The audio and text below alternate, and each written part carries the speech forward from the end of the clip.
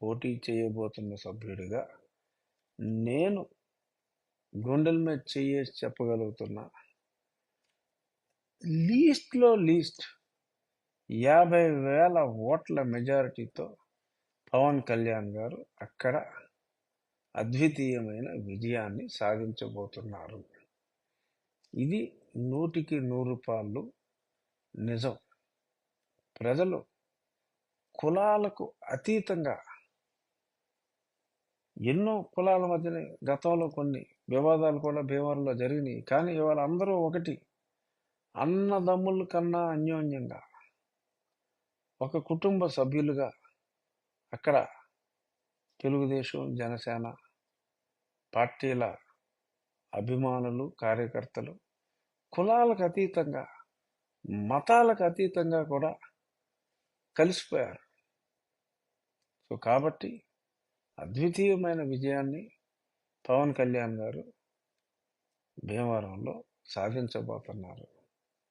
ఆ కూటమి ఆంధ్రప్రదేశ్లో విజయ దుందుబి మ్రోగించబోతాంది. ఇది 100% సర్వేలు చెప్తున్న నిజం. ఈ నిజాలు వారికి తెలియక కాదు, వారికి కూడా తెలుసు. అయినా ఈ కలయికని ఎలాగైనా సరే విచ్ఛిన్నం చేయాలి అని వారి వంతు ప్రయత్నంగా పాపం వారు మాట్లాడుతున్నారు.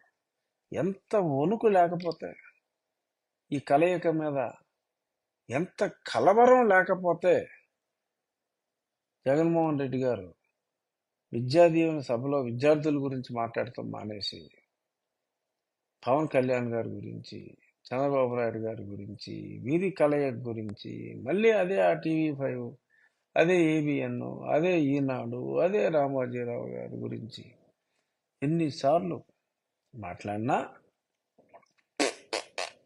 ఉపయోగం లేదు. పబ్లిక్ డిసైడ్ అయిపోయారమ్మా. పబ్లిక్ ఆల్రెడీ డిసైడ్ అయిపోయారు. పబ్లిక్ని ఇంకా మీరు మార్చలేరు. ప్రజా శ్రేయస్సు కోసం వారు కలిసి పనిచేస్తారు. వారితో పాటు మీరు గస వణికే ఆ పార్టీ వారు కూడా కలిసే ప్రజల కోసం కలిసే వస్తారు. అమరావతి రాజధానిగా ఉంటుంది.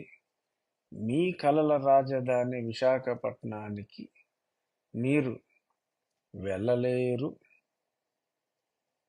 వెళ్ళిన 3 నాళ్ళు ఉండలేరు. ఇది నిజం. సో ఇక్కడి నుంచైనా మరి అటువంటి అబద్ధాలు అన్నీ మానేసి